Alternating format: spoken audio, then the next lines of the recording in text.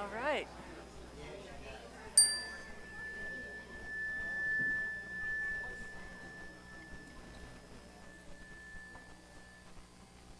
Good morning, everyone. Oh, that's awesome. My name is Sarah Sullivan, and I want to welcome you to the University Unitarian Universalist Fellowship. It's a beautiful morning. We have a full house, and I'm really happy to see you all. So welcome to our members, our friends, our guests, our new visitors, to our people online who join us. We're just thankful that you were able to join us today. I do want to remind you, if you have a dinger or buzzer or beeper, this would be a great time to turn it off. Yeah, beepers. You can tell my age from that one, right? All right, as always, we're going to start with committee minutes, which is announcements about the congregation and its activities. And I'm going to go first while people are lining up.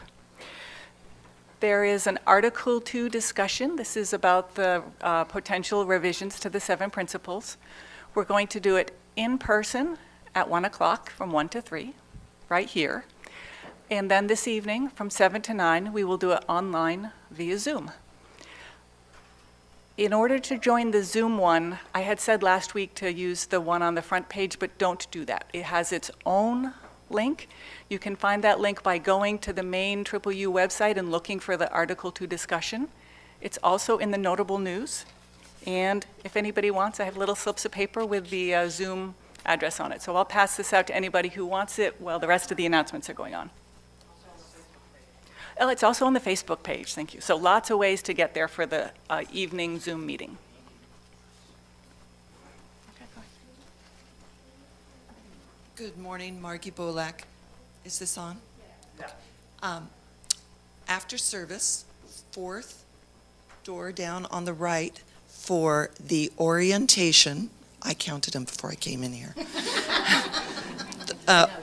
Membership orientation. If you plan on joining the congregation on the 2nd of April during our flower ceremony, please come on back and we'll do a short orientation and explain how the fellowship works and how we will work together and covenant together. Thanks. Good morning, Marianne Feldheim, Social Action Committee. We do have a meeting right after service. It's 11:55. We're going to be next to Margie, so come find the door next to Margie. It's also on Zoom. It's in the notable news, the link. For those who are out there, if you want to join, please do. Two announcements. One is we continue to collect in the big box here for the night's pantry, and that's for students who need assistance, who've taken, basically their money goes towards education, and sometimes food and other necessities are given up for education. So if you can contribute to that. The final thing is that as I keep talking about, this legislative session in Florida is extremely divisive, I would say. But just so you know, for women, Senate Bill 300 is going to be voted on It's Tuesday. Please contact all your senators. This is the 6-week abortion ban, and I will tell you that basically it is a ban against abortion. And what's happened in other states where they've done this, the providers go away. Because there are, if you look at it, there are very stiff penalties for physicians and others who aid in providing these services. So that means not only are we not providing abortion, we're not providing prenatal care, we're not providing care to women for women's issues. So please, it's Senate Bill 300. I will leave quickly, but this is so important.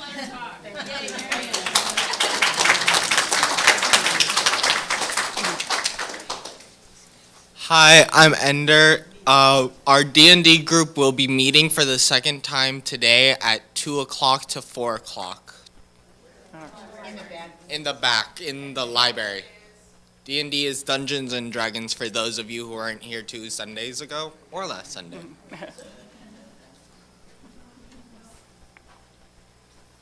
Good morning, I'm Jules. On behalf of Women's Group, we are meeting this coming Friday the 31st at 6:30 in here. We're going to be making chalices, so anyone is welcome. Okay, thank you. Okay, thank you, everyone. Lots going on here. Our opening words today are actually a blessing that is a video blessing that we found that seemed really appropriate for today.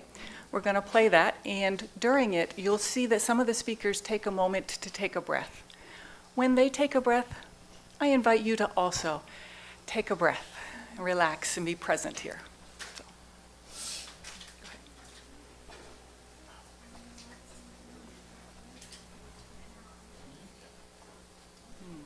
Do we have a blessing video? Nope, we don't got that one. All right, then we're going to do something together. I'm going to say a blessing, and you're going to breathe. All right? We give thanks today for all of the people who are here as we are united together in our fellowship, and all of the people who aren't here who we hope one day we are united with in fellowship as well.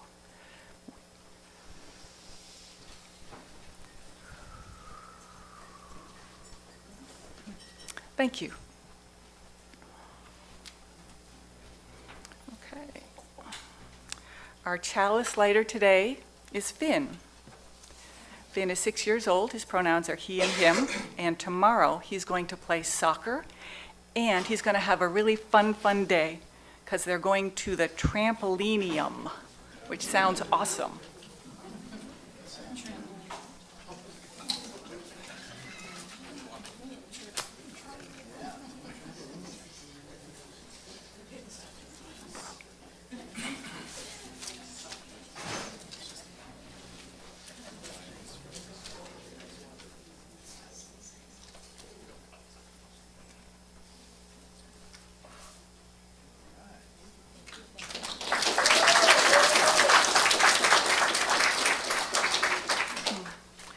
Please join me. In the light of truth and the warmth of love, we gather to seek, to sustain, and to share. And then our society's affirmation. Love is the spirit of this church, and service is its gift. This is our great covenant, to dwell together in peace, to seek truth in love, and to help one another. So we welcome everyone who has joined us here in person and everyone who's joining us here online. We're happy that you're here as well. And I especially want to welcome people who are visiting us here for the first time. Our congregation has a really wide breadth of views and opinions, and our services reflect that. So I encourage you to come multiple times to get to know us, and if you're able, stay after today for a cup of coffee and let us get to know you a little bit. If you would now take a moment and go ahead and greet the person next to you and welcome any visitors. Okay.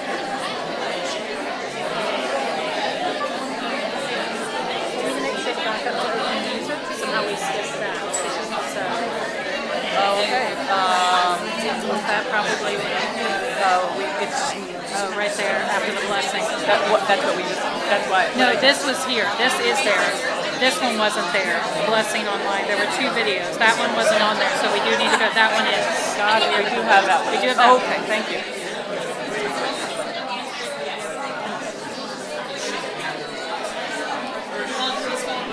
All right, thank you, everybody.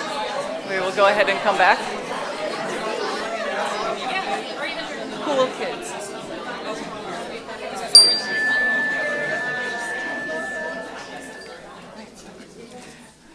And a little bit out of order, we skipped the opening music today, but we do have that one available, I believe. Is that right? We're good for cool kids? Good. We're good for cool kids. So our opening music today is called We're the Cool Kids.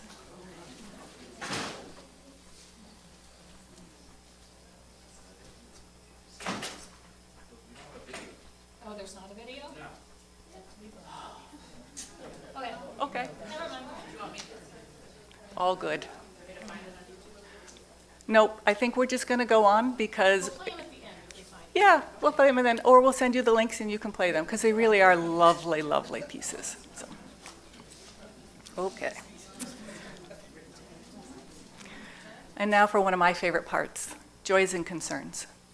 This is a time where, as a community, we share with each other the important events in our lives, whether they are things that have brought us joy or things that are weighing heavy on our hearts. So I want to invite you, if you have a joy or concern, to please come up to the microphone and share briefly what is on your heart. See, there's benefits to sitting up front. You get to go first. I have a concern that is hopefully soon going to be a joy. Last week, Richard's car decided to just stop working, and so we had to have it towed to a mechanic. It needed a new engine. Thankfully, we found a place that could do it for much cheaper than the Lexus dealership wanted to do it, which was $10,000. And so we should be ready tomorrow. Part of the concern in that is that I don't get to stay for the meeting because he's using my car and he works nights. So I have to get home so he can go to work. But hopefully by this week, they said Monday, it should be ready. Fingers crossed, now it's almost a brand new car. So that's good. And then the next engine will probably be mine. So anyway, thank you for your grace. Those of you who I hadn't been able to meet with in person this week because of that, but hopefully this week things return to normal.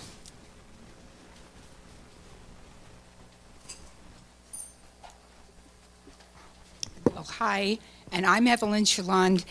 I've been a member of this congregation for, I think, 23, 24 years, but the past 2.5, I've pretty much hibernated a lot, keeping, health and so forth. For the most part, mine is excellent, considering my age, etc. So for that, that's my biggest joy, and my big joy to see you all today. And I will add, since I've always been the political big mouth here, that I was delighted to hear Mary Ann. And let me tell you, there are many other things going on in the legislature that we really have to pay attention to, because when you have a situation, this is not my joy, but my concern. When you have a situation where things are wanting to be changed by people in our country that shouldn't be changed, that we're fine. Pay attention. It's very important. That's my concern, but my joy is to see you all. Thank you.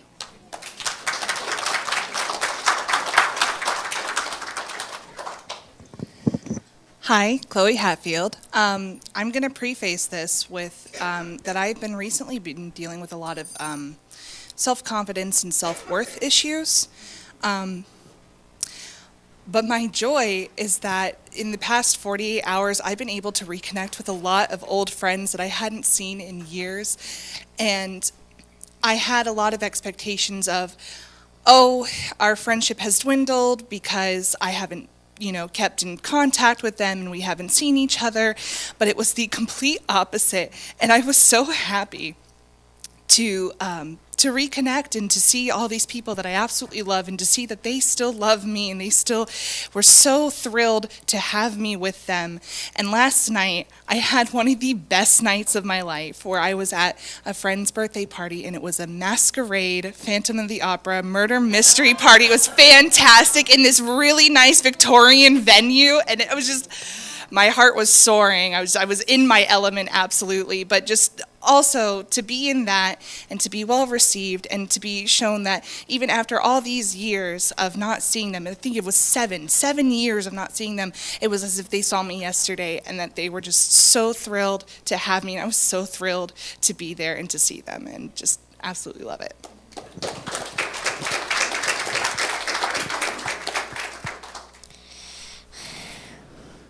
I pray to God for everybody to be safe on this peace and joy of all of the multiverses. Excellent. About a month ago, I was granted aspirant status on my path to become a UU minister, and I kind of kept that under wraps, but I'm sharing today. And it's also my youngest's 10th birthday today. I cannot believe it.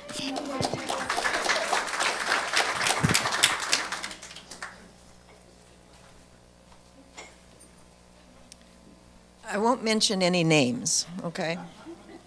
But somebody put on a really, really nice thing here Friday night. It was spectacular. It was beautiful. The music was wonderful.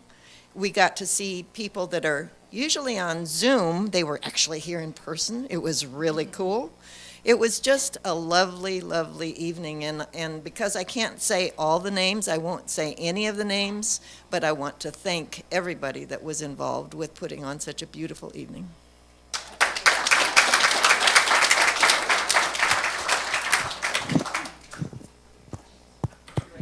Yep. All right. My joy is I went to the pool. Whoops. Morning. My name is James. I'm from a tough country, which is Haiti. And today I'm so grateful to announce that I finally received some funding for one of my dream projects to complete an infrastructure project in Haiti for kids where we serve them with a reinforcement program.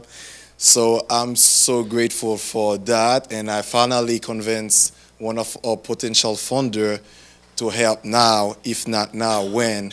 So he finally commit $10,000 to a project, and I can't wait to go back in Haiti next month to continue with the project. I'm so grateful about that. Thank you for having me.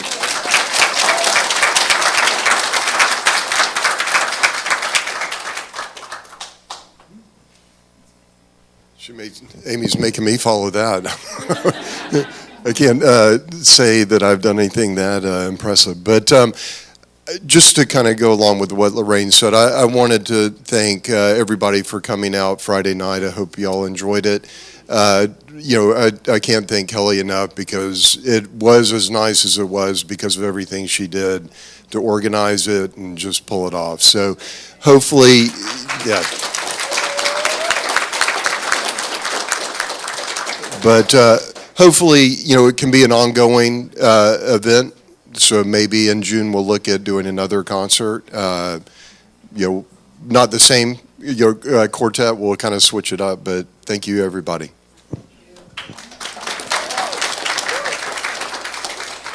And mine's more personal, Amy Mowbray. Our youngest, who lives with us again, turned in his undergraduate thesis on Friday. Have you all ever lived with somebody doing a thesis? I'm so happy. He's smiling. He eats dinner with us again. Like he came out of his room. It's great.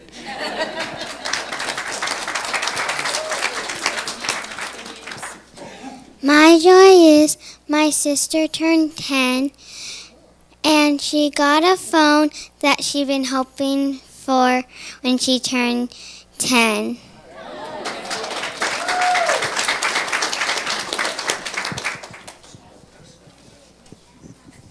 My joy is that I went to the beach and I went camping and I climbed on trees.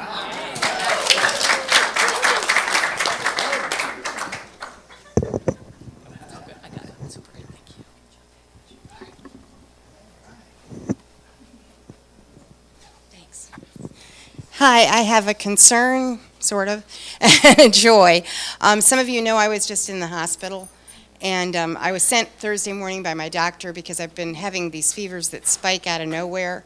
No other symptoms, just fever, and it makes me feel like crap when I have the fever, but otherwise, you know, there's nothing with it. They didn't find a cause for it. They had me get checked out by infectious diseases, and in case there was some long-term hidden bacterial infection or something, and there wasn't. Also, you know, I had a hysterectomy about 5 weeks ago, and I had not yet gotten the pathology results last time I was here. They were negative. Everything's fine. So that's good news. The rest of the crap going on with my health will be followed up with hepatology. I haven't met them yet because they can't see me till May. And here's another concern, separate. Evidently, in our local hospitals, breast doctors don't do rounds anymore. And there's a reason for that. It's because the insurance companies won't pay for breast care done as an inpatient. If you need a scan or you need an ultrasound, you have to do it as an outpatient or the insurance won't pay for it. So most of the hospitals are refusing to even consider looking at your breasts. I found this out because mine need a look. Well, I know. So I got sent home with a major problem not resolved because insurance companies are deciding what will be paid for, which makes hospitals decide what we can have. So I just want you all to be aware of that. Think about it when you're voting. You know, my joy, and I'm going to be a little cagey here, I'm going to give you two separate statements. I have a daughter who's an author, and she writes under an anonymous name, or what do you call it? A pseudonym. That's one statement. I'm not allowed to make the second statement any clearer. I know an author who has just sold a book to Macmillan, and she has the book coming out in June, and it's been picked up for audio. So she's been given a big contract with some money. So that's my joy. Thank you. Nothing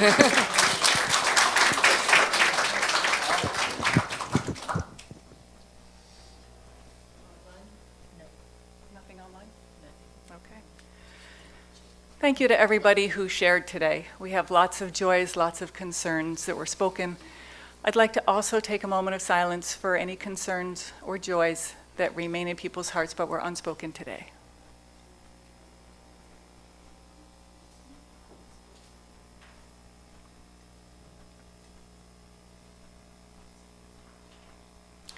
Thank you. For our next segment, Time for All Ages, we're going to have one of our own. Livy Wheeler is going to talk to us today about her experience with, well, I'll let her talk. Hello. Hi. Morning.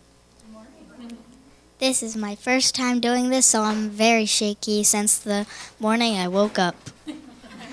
So there we go. It's complicated and confusing having two moms. But I support the LGBTQ community. It's a great thing.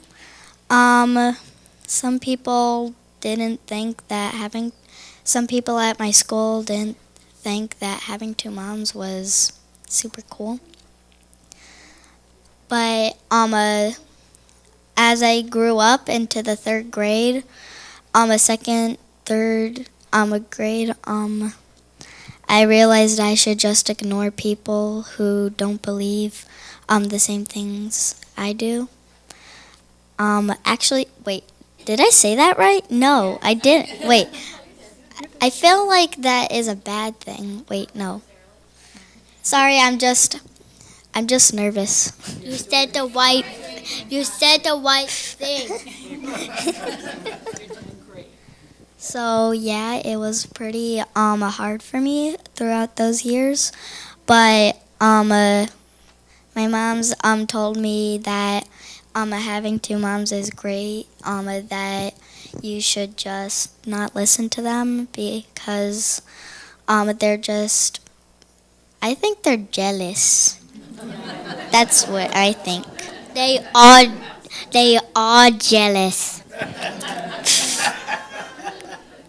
But it's great having parents with that are married to the same gender.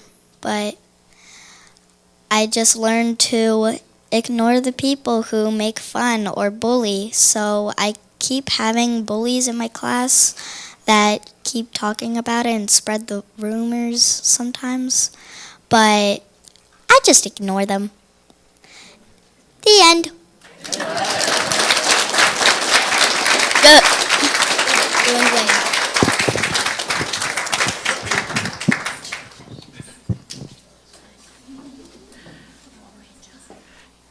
Thank you, Livy, for being brave enough to share your experience with us. Thank you, Annie and Finn, for being such great supports. All right. Our interlude and offering, it's an opportunity for you to support the work of this congregation, as well as the work of community organizations that lift people up. Our Share the Plate organization is the American Civil Liberties Union, the ACLU. So if you would go ahead, and our music today is Plowshare Prayer.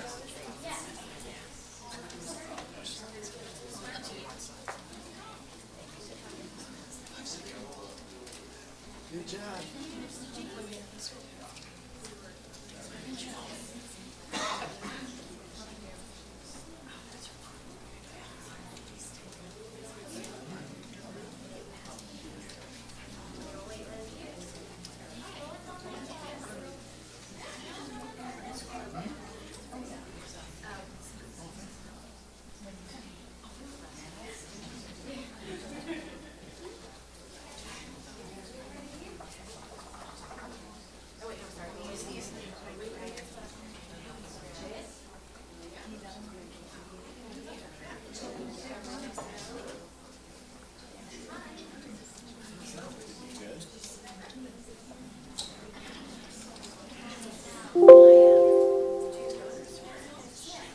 Father, dear brother, dear holy other.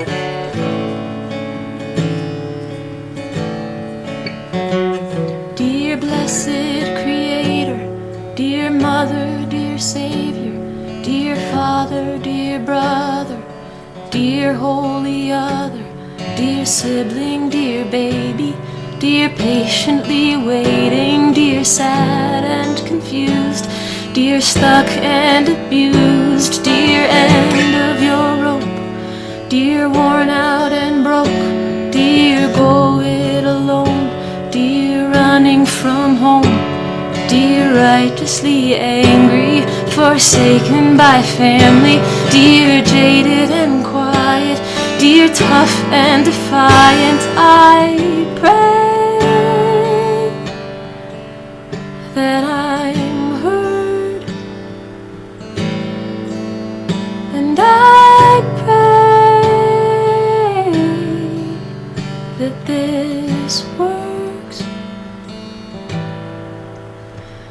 I pray if a prayer has been used as a sword against you and your heart, against you and your word, I pray that this prayer is a plowshare of sorts, that it might break you open, it might help you grow. I pray that your body gets all that it needs, and if you don't want healing, I just pray for peace. I pray that your burden gets lighter each day. I pray the mean voice in your head goes away. I pray that you honor the grief as it comes. I pray you can feel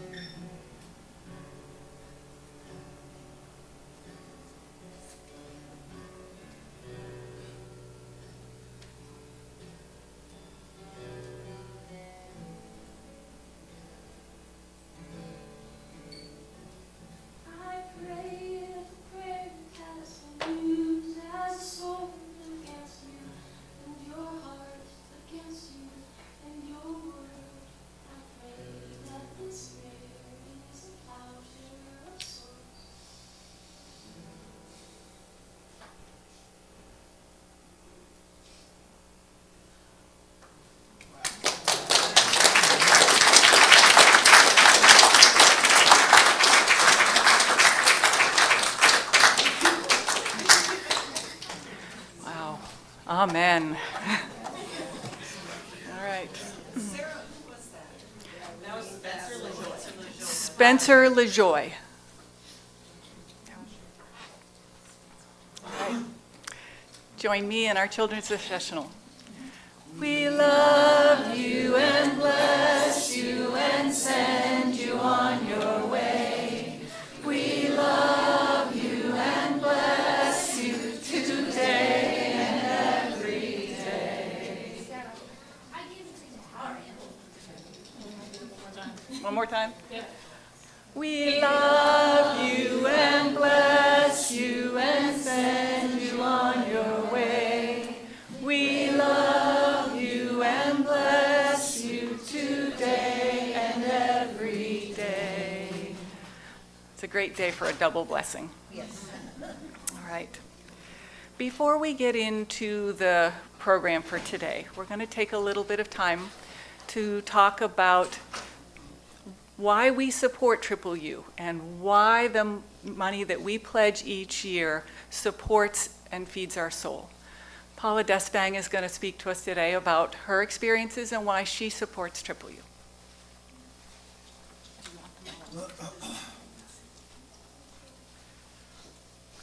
If I use this mic, then I have a place to put this. From the day I joined this congregation, right here, I have valued it. Here I found safety. I have a life that has not had a lot of safety in it. I found acceptance. I found friendships, principles I could subscribe to. You don't find that everywhere, or at least I don't. In short, I found a second home. Now, in our house, see that man right there? He's mine. In our house, there are bills to be covered.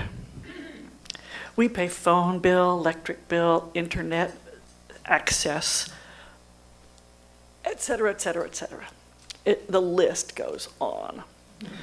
And then, of course, there's maintenance, you know, the pool, the lawn, the occasional new piece of furniture, replacing dishes that fall on the floor and break, yada, yada, yada. In our house, we're responsible for all that. And so, we cover all that.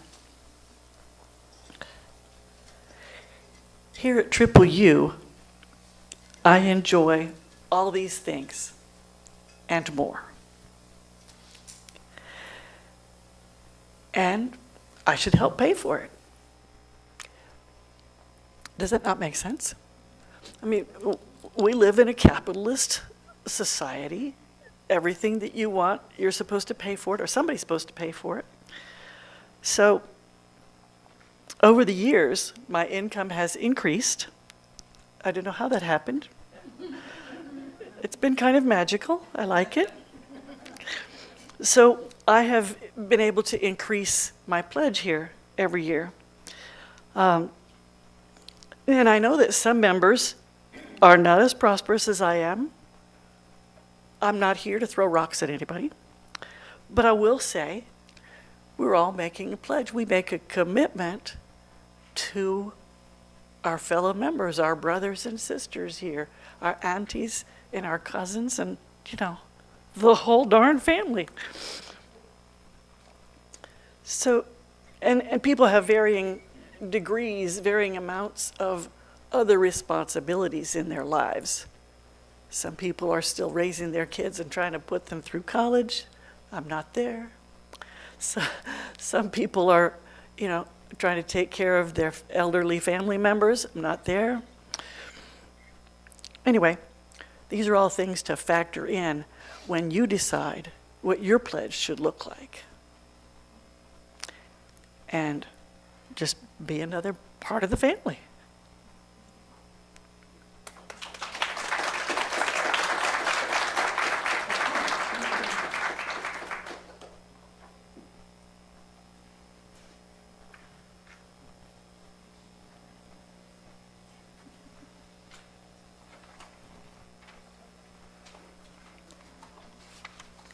So there are a couple of parts to this year's pledge drive and pledge drive celebration and all, and I've had some questions.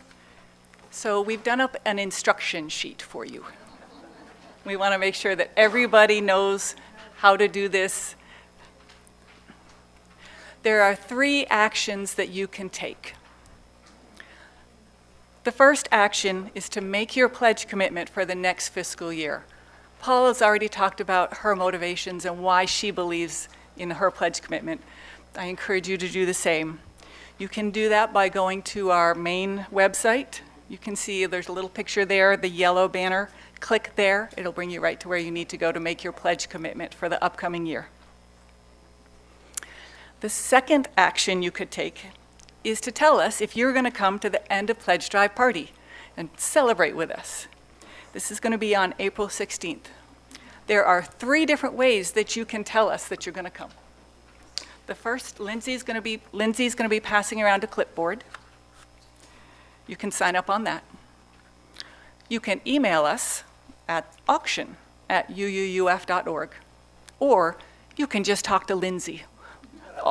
Any one of those 3 ways will help us know that you're coming, and we want to know whether your meal choice is meat lasagna, vegan lasagna, or a gluten-free casserole. That way we can make sure and have the meal that everybody wants. The third action you can take is to register to bid in the Triple U auction. This auction will be part of the end of pledge drive party after service on April 16th. However, there will be online bidding on items for the silent auction before then. So even if you can't come on the 16th, you should register and bid online for some of the fabulous auction items that we have. And the way to register for that, you can see there's a QR code. If you know how to use that, you can just use your phone and go there. There's a website, virtualauction.bid/triple-U. And then you want to click on the register for auction bidding. I want to make sure people know that entering a credit card is optional. It'll give you the opportunity, but you can say skip this step. But if you do enter a credit card, it will make your checkout significantly easier on the day of the auction. The other note on that is that couples can share a registration account and bidder number. Okay? If you prefer to have 2 separate registration accounts and 2 separate bidder numbers, that's fine, but be careful, don't bid against each other. Or do.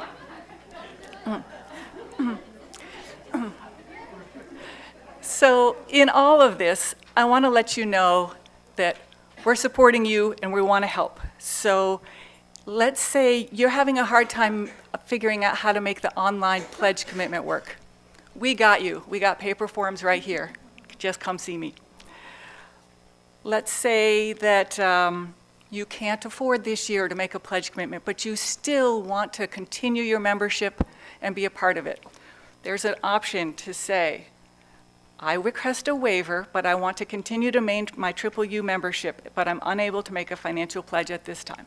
You go ahead and you check that box, and your membership continues, and we know that you are absolutely part of us. So even if you can't afford it, please fill out a pledge form so that we know you're continuing on with us. Let's say that you're not coming on the 16th, but you still want to bid. Starting on April 2nd, that auction catalog will be open for your bid. So come on and participate with us on that. Well, what if you can't figure out the registration form for a bid form?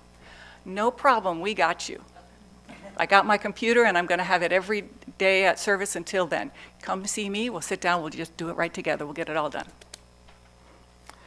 Or what if you're uncomfortable putting in your credit card? As I said, it's all optional. So we are trying to make this as easy as possible. I know that there's a bunch of steps, but if you are confused about anything, reach out to me, reach out to Lindsay, reach out to Trista. We'll get you where you need to go. This pledge drive is really important. It's as you know, inflation has been high. Lots of things are happening, and so we really value any contribution that you can make. Your generosity is what keeps us open. So thank you. Again, if you have any questions, see me. And now, oh, yes. If people signed up on the clipboard previous weeks, the pages behind don't need to sign up again. If you do, I'll check it Great, thank you. All right, and now we're going to have our collaborative service led by Rev Tracie Barrett.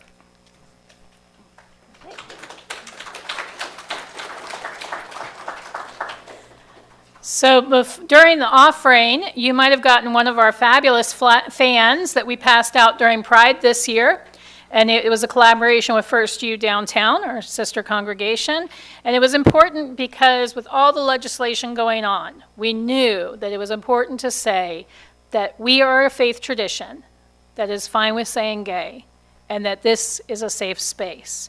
And so with that, one of the things we're going to do today is hear from some of our lovely congregants. And we're going to start with a video. Miss Chloe is time traveling today and being in 2 places at once.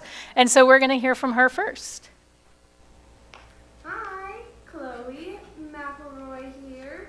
I just wanted to quickly record something for the service because I am going to be in the back with the kids while this is happening, so I'm in 2 places at once right now. I just wanted to speak on my sexuality since we are talking about saying gay in the state of Florida and how our politicians right now are trying to keep that kind of language outside of schools. I brought up to Rev Tracie that I identify as pansexual. It's spelled Pansexual. I also consider it panromantic.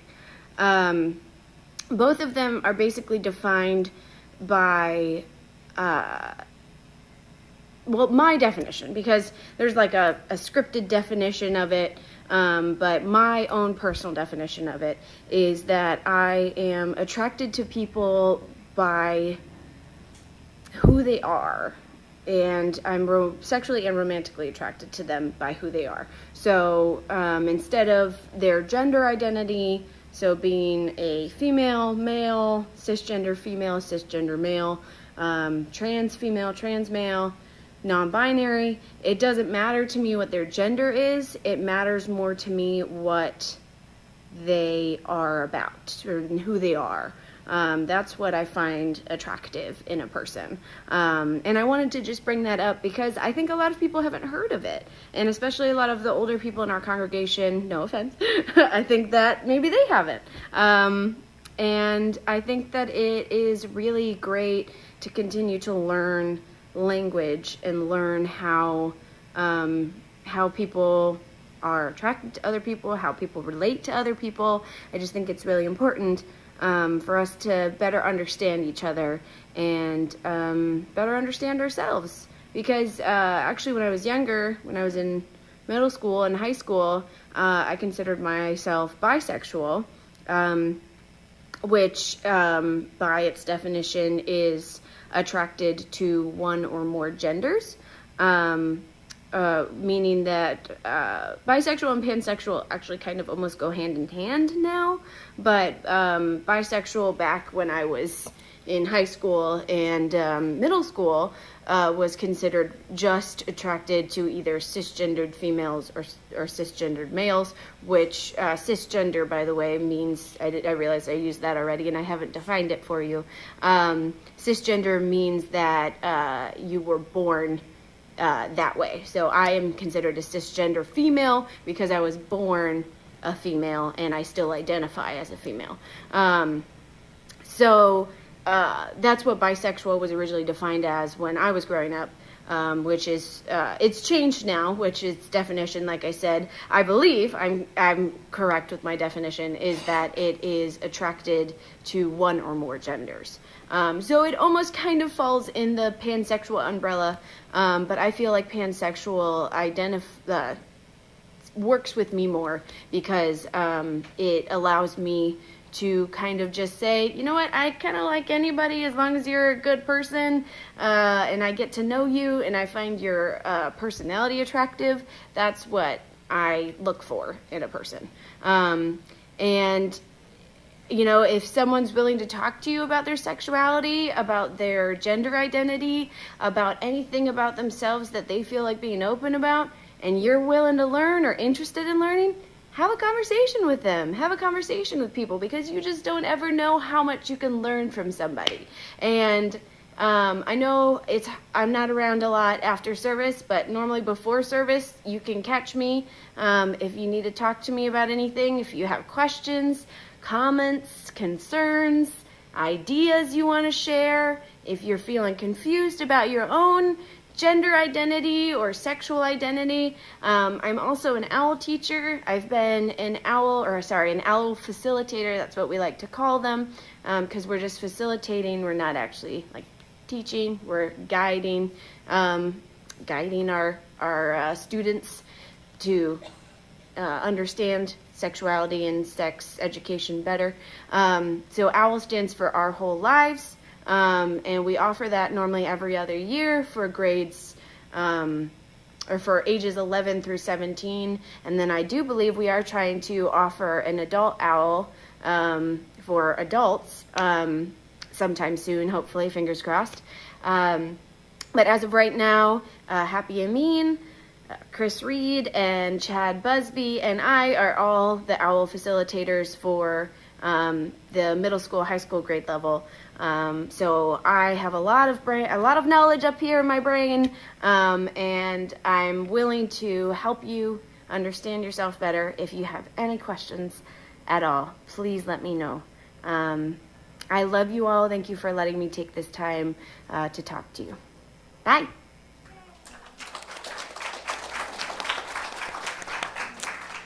And now, I believe Crystal, where are you at? There you are. You can't hide from me. Is also going to share a little bit about being a parent. That's okay. I had to get my wiggles out.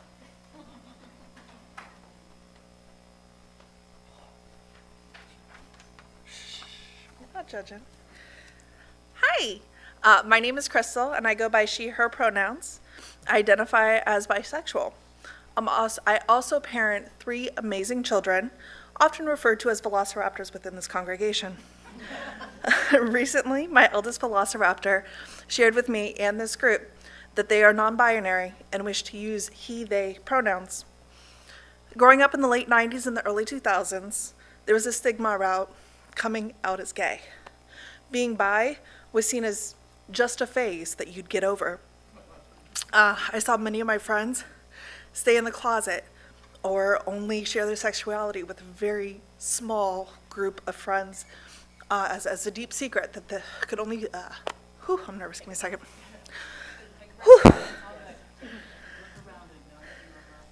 I know.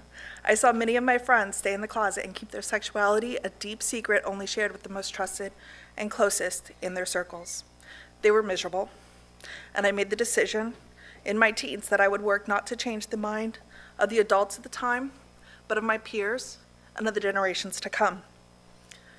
From the time my children were young, we talked about love, relationships, and families, not as being traditional or non-traditional, but as something between humans and defined by the people in those relationships, without consideration of gender. We stressed the acceptance of all people, normalizing their existences and being supportive, even if the rest of the world wanted to push them down. We talked of staying open-minded and receptive to those around us. It was not something I confined to myself, but encouraged my children to practice. We talked of families that might not be safe spaces, and how to hold safe space for our friends, even when they didn't need it, but to keep those spaces free and open, even when no one was asking. We have talked of equality and validity and visibility for people of color, trans people, and all historically marginalized groups. I'm proud of my velociraptors. They live these values each day, and for that they have a diverse and amazing array of people around them who focus on loving all instead of defining love. I encourage you all to do the same, to hold safe space for all of those around you, even when others are trying to strip them of their validity. Continue to teach your peers and the next generations to start with acceptance. We can make sustainable, long-term change this way. And above all, show our LGBTQIA youth that they are safe with us.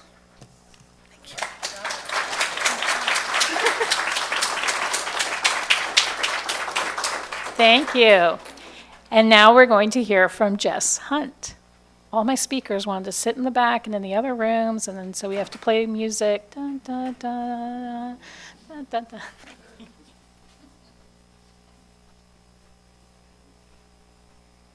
Good morning.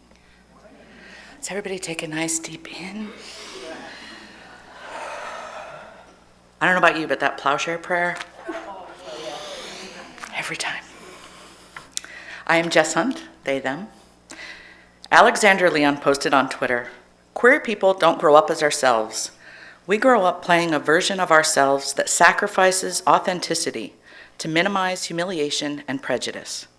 The massive task of our adult lives is to unpick which parts of ourselves are truly us and which parts we've created to protect us. As I stand before you today, I am the most complete and fulfilled I've ever felt. It has been quite the journey to get here. You see, at some point in my life, very early, I began putting on armor. Some of the armor I found in pop culture, movies, books, and television shows. Some of the armor was left lying around in society and neighborhoods I grew up in. Some of the armor was beaten onto me with fists, or sexually assaulted onto me, or both.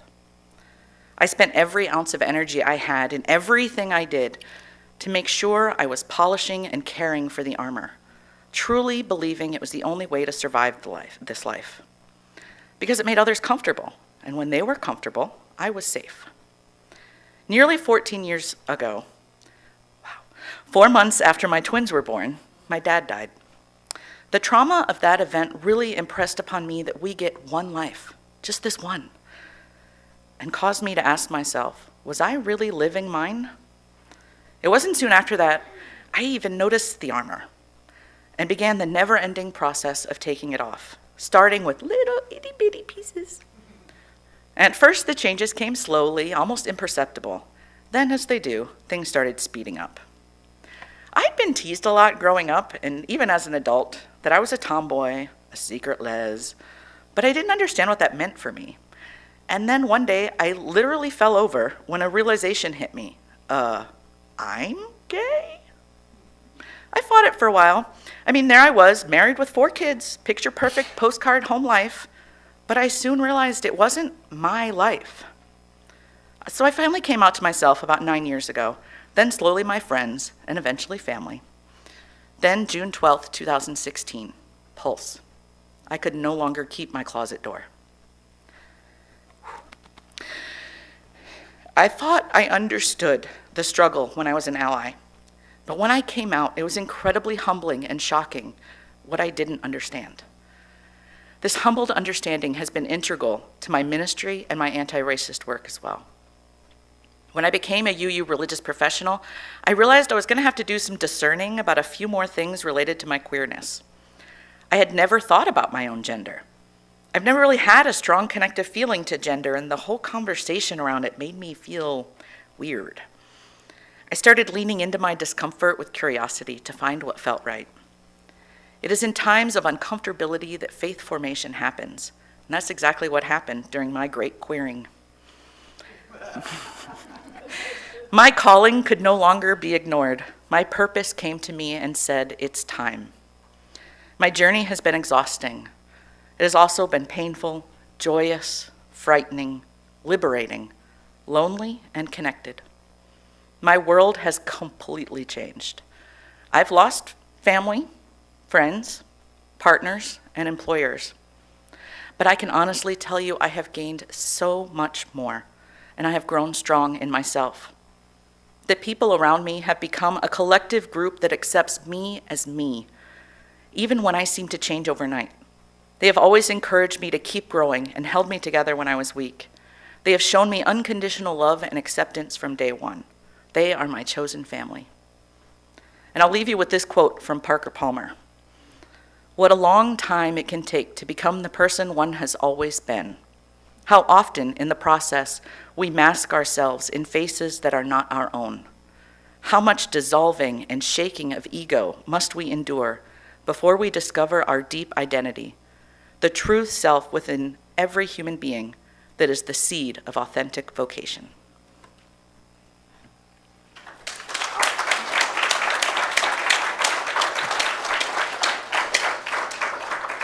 I should have gone first. So, growing up, I was convinced I was an alien. Not in the way we normally see them portrayed in televisions and movies. No, I felt like I wasn't from here, like I didn't fit in, like I was figuring out how to be human all of a sudden. I would joke that I never really learned how to be a girl, and it was true in a way. You see, I'm the oldest child of my parents and the first daughter for my dad. He was married before and had 4 other boys. And so I joked that my dad never really knew what to do with a girl. And so I learned how to build things. I learned how to use real tools at the age of 4. I learned how to hang drywall and lay tile and fix basic electronics. He taught me to fix my car before I could even drive. Now, my mother did teach me to sew, to do crafts, and while I didn't learn to crochet or knit from her, I learned myself because I wanted to play with yarn too. And my mother made almost all of my clothes growing up. And to be honest, it was not what I wanted to wear. It was whatever she thought I should wear. In high school, I began buying more clothes, but still had a lot made for me. I wanted to wear the long broomstick skirts that were popular in the 90s. Y'all remember those? And she wanted me to wear mini skirts because I had good legs from dancing. I learned how to do my makeup from my friends. And every time I did it, I felt like I was an actor playing a role. I didn't feel like I was a girl, and yet I didn't really feel like I was a boy. And I was always jealous, though, of the things that boys got to do that I didn't once I hit a certain age. My mother called it being a tomboy. She said it with that twinge of voice that let me know that it wasn't really a good thing. But even that wasn't a good word to describe me. I liked doing boy stuff, climbing trees, riding bikes, getting messy playing in the dirt and mud, climbing any huge dirt pile I could find. Yeah, see, some of you have done that too. But I also liked doing some of the girl stuff, arts and crafts, making up stories with my Barbies, doing my nails, sitting quietly and reading. And yes, I know, none of those things are inherently male or female, but this was in the 90s, so it kind of was. I didn't feel like I fit in for most of my life. But I didn't have words to describe my feelings, so no one knew. The closest I would get was my quip of, I don't know how to be a girl. In my 40s, this decade, I had a bit of a crisis. I didn't know who I was. Everything I did felt like I was playing a role, just trying to fit in. In 2018, when my last marriage ended, I floundered even more. And this is where I'm somewhat thankful for the gifts and the time that the pandemic gave me. Because you see, I had time to think, and I had time to process, and I had time to read and to listen. You see, there was a reason that I didn't fit in with either the guys or the girls, and it's because I'm neither one. Thank goodness for good friends who have language to share with me. So let me give you some story here. In late 2019, I started cutting the sides of my hair very short. It was just too hot to have a full head of curly hair in Florida. My fellow curly-headed people know this. And if I'm being honest, I never knew what to do with my hair when it was long. So I cut it a bit shorter each time, finally getting to where I was shaving it with no guard. And every time, I felt a little bit freer. During the pandemic, I quit having to put on the clothes that I thought I was supposed to wear. I was able to wear leggings and a t-shirt. I wore sports bras almost exclusively. Yeah, they were comfortable, but part of it was also trying to kind of have a blank canvas, in a way. During those months and months of staying at home, I discovered that I felt the most comfortable when I was androgynous. And during this time, I did a lot of reading, I did a lot of listening, a lot of questioning, and thankfully, I had dear friends I could go to in order to help me figure out what I was feeling. My dear friends from seminary, my adult onset sisterhood, as we were once called, helped me find my language. They were able to help me find the words that I'm demisexual, meaning that I'm attracted to the brain and the personality and the connection before I'm attracted to anything physical, which explains why I've never had a type. They also helped me understand what it meant to be non-binary. I never felt like a girl or a boy because I don't fit in that binary. 2 years ago was my first Pride event with this congregation, my first ever. and it was absolute, pure joy. I knew that was a place where I fit in, where I was safe. It was the first time I used the words I discovered out loud to others. Last year, I sat down with Richard, because, you kind of got to let the husband know. I had just come out to myself. I was terrified to come out to my husband. We sat at the kitchen island, and I told him first that I was demisexual. That one was easier because it helped him understand why I never said anyone on the TV or in the movies were hot or cute. And we talked about how we first met and what made me fall in love with him. And spoiler alert, it was his constant curiosity and his ability to always make me laugh. And then I told him about being non-binary. We grew up in the same time frame, so he didn't have words for it either. So I finally just simply asked him, when did you know you were a boy? And he said, well, when I was little. I don't know. I've always known I was a boy. I said, great, that's awesome. I never felt like a girl. I knew intellectually I was one because I was told I was a girl and I was born with the girl parts, but I never felt like it. He asked if I felt like a boy, and I said, no. I said, I don't feel like I'm a boy either. I'm just somewhere along the spectrum of it. Some days I like getting all glammed up and femme presenting, and other days I'm wearing jeans and a t-shirt and no makeup. And in the longest minute of my life, he sat and thought, and then he said, oh, that makes sense. Okay. Beloveds, that support has meant so much in both the big ways and the little ones. Like the fact that my husband reminded me that we wear the same size, and now I borrow pants and shorts from him on days I want pockets, because look at this. Look. And I don't have to think about carrying a purse because there's pockets. Which, let's be real, those days are coming more and more often. Seriously, the pockets. Who needs a purse? One day during our move, I was wearing jeans, a t-shirt, and a baseball cap on my head. I was a hot mess, emphasis on hot. And he looked at me that night and said, I glanced at you this afternoon and realized that you were dressed like a guy. And then I realized you're absolutely beautiful, no matter how you present to the world. Y'all, that is why language is so important. This is why using the right words and talking about all the spectrums that make us beautiful creations is important. This is why it's important that our kids have the ability to hear the words that may give them life.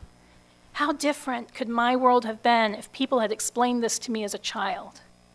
How different could my world, could others of my generation have been if we had open conversations and the figures and examples that we have now? We cannot let another generation go through that. We must be willing to say gay, to say queer, to speak life to the words that will give a child, a teen, an adult the ability to know they aren't weird or alien, that they are who they are and are loved for that. So what can we do? We speak up. We be willing to say, we say gay. But here's the key. We have to use faith language. Everyone else is. We have to say, my UU faith is love, and all are included in that. My UU faith says every body is sacred, just as it is. My UU faith says whatever it is. Why is that language important? Because those who want to strip away not only the rights, but the actual personhood of our LGBTQIA plus beloveds are using faith language. I told you last year when Roe v. Wade was overturned that it was simply one domino in a line. And here we are. Florida and a few other states who are in the race to the bottom are becoming test states. If we do not put faith language behind our words, they simply write us off. And I'm not here to tell you what your faith language is. That's the wonderful tapestry of Unitarian Universalism. What I'm urging you to do is use that word faith. I'm telling you, it's vital. It's necessary. My friends, let us not be afraid to say gay. Let us fight. Let us contact our legislators, both state and federal. Let us get out the word to vote. Help your friends, your neighbors, make sure they're registered. If they need rides to the polls, offer them. If they need help getting their mail-in ballots, because that's changing again, make sure that they have that. Vote, vote, vote. It may not be your life that depends on it, but it is definitely someone's that you love. Amen. May it be so, and blessed be.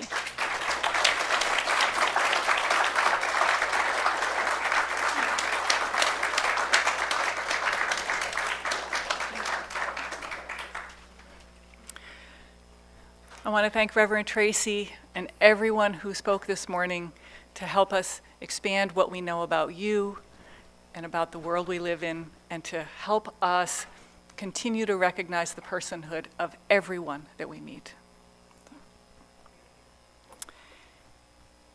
If you would join me in reciting. We extinguish this flame, but not the light of truth, the warmth of community, or the fire of commitment. These we carry in our hearts until we are together again. Our closing music is by Inclusion, and I believe Paula is leading it. How could anyone? Everybody who knows this is supposed to sing with me, right? Yes. Yes. You know this. We've all sung this before. Stand up, stretch your legs. When you stand up, you give yourself room for more air to sing with.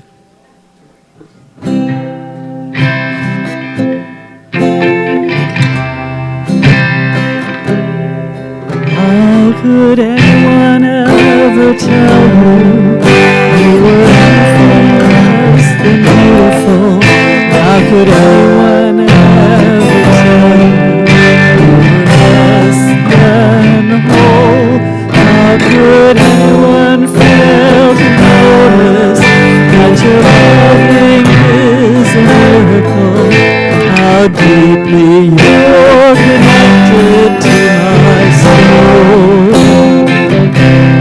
How could anyone ever tell you you're anything less than beautiful? How could anyone ever tell you you're less than whole? How could anyone fail to notice that your loving is a miracle? How deeply you're connected to my soul. How deeply you're connected to my soul. How deeply you're connected to my soul.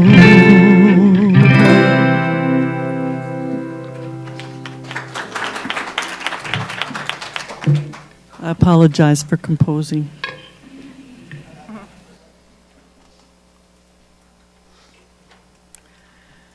My closing words are by Lena Waithe.